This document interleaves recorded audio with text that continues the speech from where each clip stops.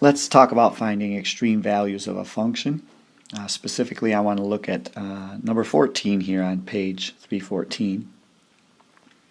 I'm going to start with sort of a common sense discussion of where these extreme values are, and then we'll get into the specifics of using our first derivative to help us locate the extreme values. When we talk about extreme values, what we're really talking about is high and low y values that our function attains. So I've graphed the function in number 14, and you can see that it has a kind of an interesting shape. And in fact, there is a high point that occurs right about here. And based on the graph and the scale that we have here, it looks like it's going to happen at about x equals 1 and y equals 0.5.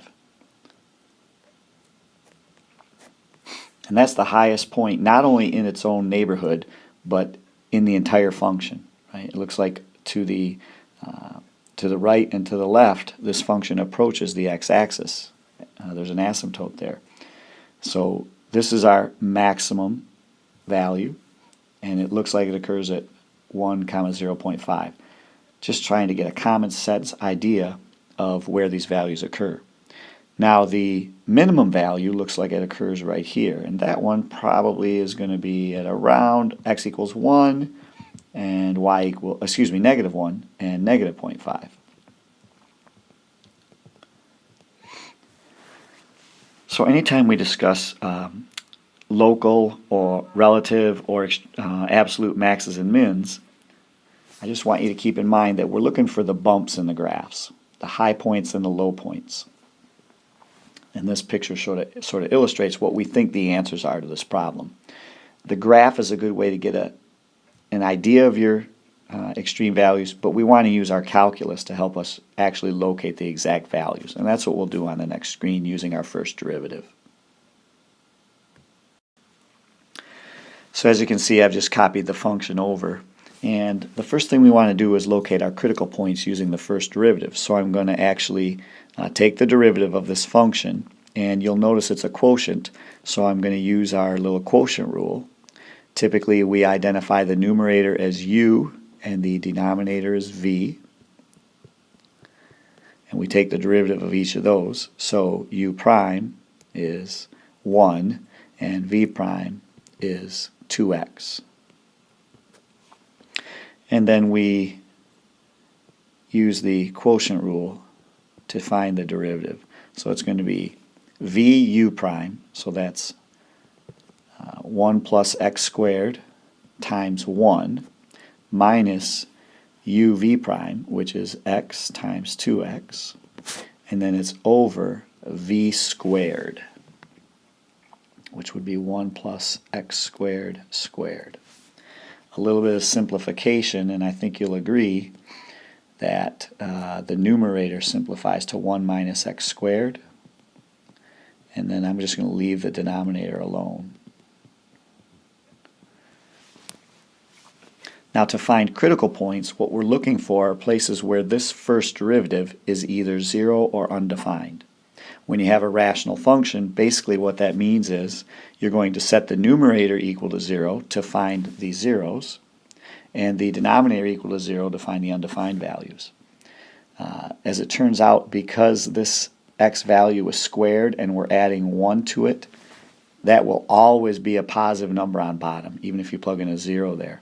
So this thing's never going to equal 0. It's always going to be some positive number. So that leaves me with finding the critical points where the numerator equals 0. And if you set 1 minus x squared equal to 0, and you do a little algebra, you'll get x squared equals 1, and that tells us that x is going to equal either positive or negative 1. So we have two critical points. We have critical points at x equals 1 and x equals negative 1. And that's good news, because in our picture it looked like our maximum and minimum values occurred at positive and negative 1. Now let me show you how we find those y values and then verify that these indeed are max and min values. Once you find your critical points, one way to verify that these are extreme values is to make a sign diagram. What you do is you start by labeling your critical points on sort of a fake number line, right? The only thing we're going to indicate are -1 and 1, but we've got this number line here. And what we want to do is we want to see what's happening with the second derivative in these intervals. So like or the first derivative, excuse me, what's happening here, what's happening here, and what's happening here. So we'll choose a value from each of those intervals. And as it turns out, we can choose some of my favorite numbers here. 0 is a great number to do math with. 2 is a great number to do math with, and -2 isn't too bad. And what I'll do is I'll plug each of these values into the first derivative. So let's start with 0. If I plug 0 into the first derivative, I get a positive answer. It's going to be 1 over 1. So that tells us that my function has a positive first derivative everywhere between -1 and 1, meaning that it's increasing. It's going in that direction. Let's do math with 2 here. If I plug 2 into this function, I'm going to get 1 minus 4 on top, which is -3, and 5 squared, 25 on bottom. -3 over 25 is a negative value, and that tells us that our slope is negative on this side, and that means it's decreasing. The function is decreasing. When we have this sort of a shape where the function goes up and then down, that's going to mean that we're at a maximum. Okay, so we did find a max at 1 like we expected. Let's plug -2 into the first derivative. Again, that's going to be a -3 on top, and again it's going to be a 25 on bottom. So that value is also negative, meaning that the function is heading downward on that interval.